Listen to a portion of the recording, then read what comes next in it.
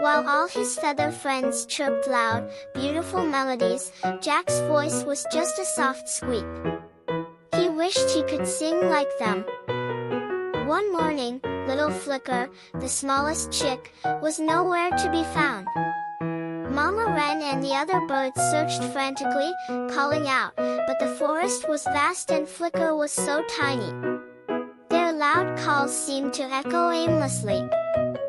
While the other birds chirped loudly, Jack sat quietly. He closed his eyes, listening past their calls, past the rustling leaves. He had a secret gift. He could hear the tiniest, faintest sounds, even a distant, muffled peep. "I hear him!"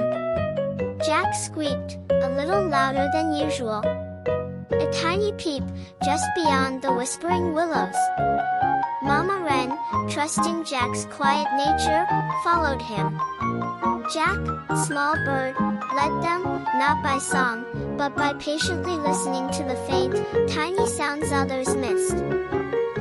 And there, hidden deep in the bushes, was Flicker, safe and sound. Mama Wren hugged Jack.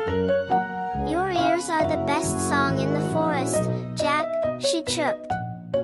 From that day on, Jack didn't need to sing loudly to feel special. He knew his quiet, keen hearing was a wonderful gift, and that was his own unique, happy song.